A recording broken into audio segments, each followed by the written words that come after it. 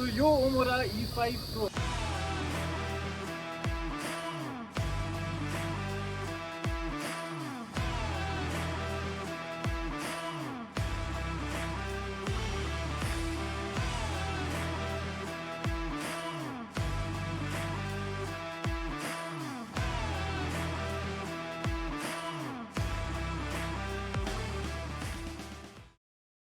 So this is the नयाँ ओमोरा हैन so पहिला आउने ओमोरा पनि धेरैले मन पराउनु भएको थियो र अहिले फेरि त्यसको फेसलिफ्ट भएर आएको छ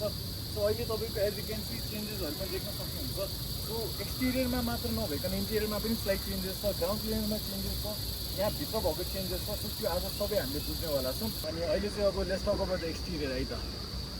र अब before the exterior let's look at the key है यहाँनिर तपाईको अनलक तपाईको बुट स्पेस पछाडि डिक्की खोल्ने लक र तपाईको यो वाला चाहिँ के हो मलाई पनि थाहा छैन यो अहिले भन्छु म अनि सो नाउ अब एक्सटेरियरको कुरा गर्दाखेरि चाहिँ एज यु क्यान सी तपाईँको हेडलाइट्सहरू चेन्ज भएको छ अनि तलपट्टिको इज द मेन लाइट है तल नम्बर प्लेट चार्जिङको लागि अगाडिपट्टि छ यहाँनिर तपाईँको ओमोराको ब्याजिङ तलपट्टि क्यामेरा तल सेन्सर्स सो ओभरअल डिजाइन पनि एकदमै राम्रो छ एन्ड साइडमा रिम्समा पनि अलिकति चेन्ज भइरहेको छ र वान इम्पोर्टेन्ट नयाँ चेन्ज भएको भनेको चाहिँ ग्राउन्ड क्लियरेन्स बढेको छ अहिले चाहिँ 191 मिलिमिटर भएर आएको छ र साइड प्रोफाइल पनि एज यु क्यान सी ठ्याक्क मजाको छ गाडी स्पोर्टी देख्छ अलिकति लेन्थमा पनि अलिकति लामो देख्छ यो सो अर्को अनदर चेन्ज भनेको चाहिँ हाम्रो यहाँनिर so look at the tail lights है टेल लाइट्स पनि चेन्ज भएर आएको छ तल इभीको ब्याजिङ अनि त्यसपछि यहाँनिर छ another view so boot space चाहिँ let's take it out so यो पनि अभियसली हाइड्रोलिक भयो सो यहाँनिर चाहिँ दिस बिग बुट स्पेस एउटा हेलमेट रेफरेन्स लिन सक्नुहुन्छ विच इज नाइन अनि यसमा अर्को भनेको चाहिँ यो अल्सो गेट एउटा स्पेयर विल है सो धेरै जस्तो इभीमा चाहिँ स्पेयर विल पाउँदैन हुन्थ्यो भने यसमा चाहिँ एउटा स्पेयर विल पनि छ obviously not the same size but एउटा स्पेयर विल पाउनुहुन्छ which is a good thing यता तपाईँको यो हेजर्डको लागि भइहाल्यो so it's all over here चाहिएको बेलामा सो अब अगाडिको पार्ट चेक गरौँ है जस्तो यहाँनिर तपाईँको उठाएर यहाँ क्लिप छ हाइड्रोलिक छ so it just automatically open अनि यहाँनिर तपाईँको दिस इज 70 लिटरको स्पेस अनि स्पेसकै कुरा गर्दाखेरि यहाँ तपाईँको ब्याग छ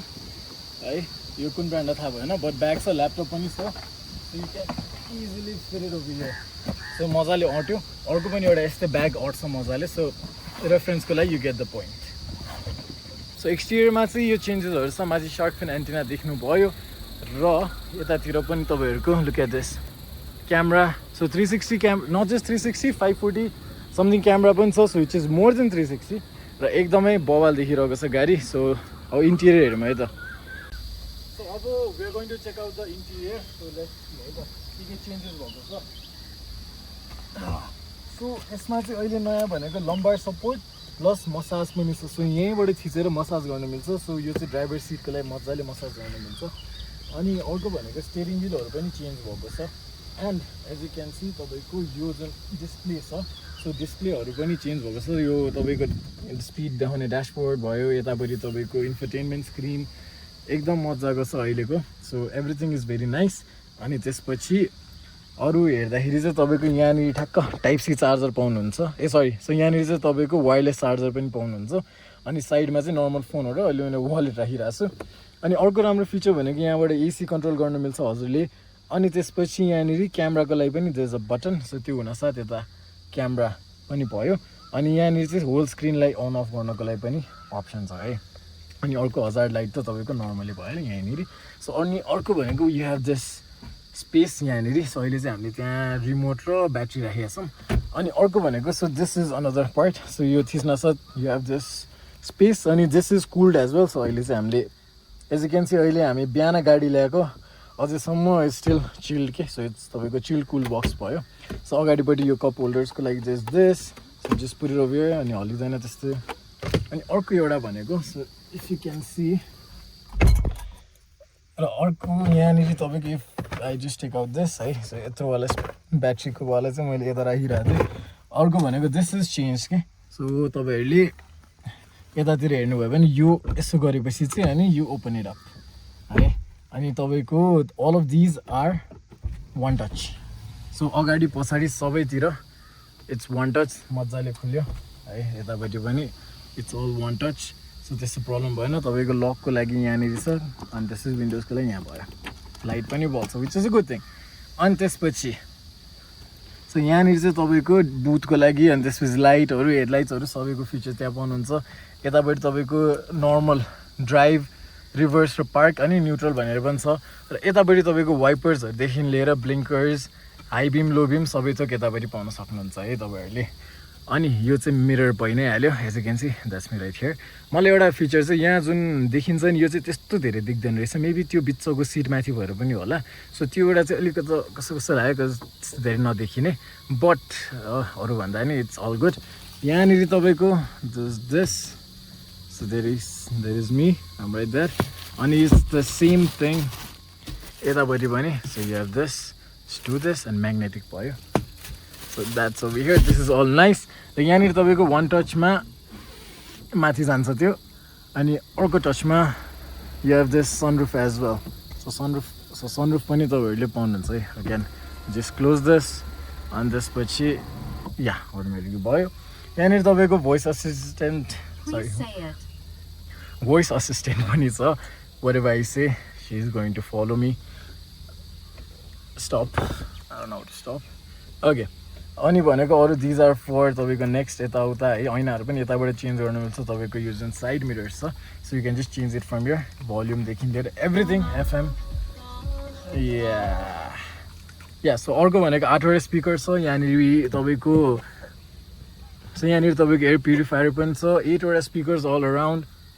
everything is soft touch over here as you can see यो जुन छ नि अब यस्तै रुकाउने त होइन but like this is very nice कि वेयर एभर यु फिल होइन ठ्याक्क यता हेर्नुभयो भने पनि मेटालिक होइन अनि ठ्याक्क black this is all soft touch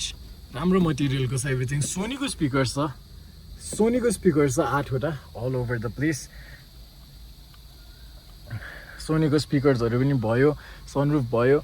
अनि त्यो जुन डिजाइनहरू छ it just looks so nice कि एकदम राम्रो देखिरहेछ कि एसी भेन्ट्सहरू भयो त्यहाँनिर अनि तलपट्टि युएसबी र टाइप सीको पनि चार्जर छ ठ्याक्क त्यहीँनिर अनि यसमा तपाईँको ठ्याक्क इफ यु गो हियर यहाँनिर तपाईँको सिटमा जाउँ ठ्याक्क सिट भेन्टिलेसन पनि छ सो दुइटै सिट चाहिँ कुल पनि हुन्छ and there like levels to it or if you want heating पनि हुन्छ you don't want any of that let's just close it अनि त्यसपछि मसाज भनेको जुन ड्राइभर सिटमा हुन्छ so you have different options है सो एकदम हाइवेजहरूतिर जाँदाखेरि पनि तपाईँलाई एकदम कम्फर्टेबल हुन्छ कि मसाजले गर्दाखेरि so let's just end that for now मे डाट या सो अब let's go at the back है त सो अगाडिको हेऱ्यौँ अब let's look at the back है सो यहाँनिर चाहिँ मैले ठ्याक्क अगाडिको सिट चाहिँ मलाई कम्फर्टेबल हुने हिसाबले गरेको छु एन्ड आई एम प्रब्लली तपाईँको 5-6 समथिङ सो एकदम मजाको स्पेस छ अगाडिपट्टि अनि माथि हेर्नुहुन्छ भने यता माथि पनि लाइक मजाको स्पेस छ हेडरुम एज यु क्यान सी है सो त्यहाँनिर मजाले देखिरहेको छ अनि त्यसपछि अब यहाँनिर तपाईँको यतातिर चाहिँ तपाईँको एसी भेन्ट्स युएसबी र टाइप सी यता नि पाउनुहुन्छ अनि मटेरियल लाइक आई मेन्सन्ड अघि एकदम यो जुन ब्ल्याकमा मेटालिक छ एकदम राम्रो छ द्याट इज यो स्पिकर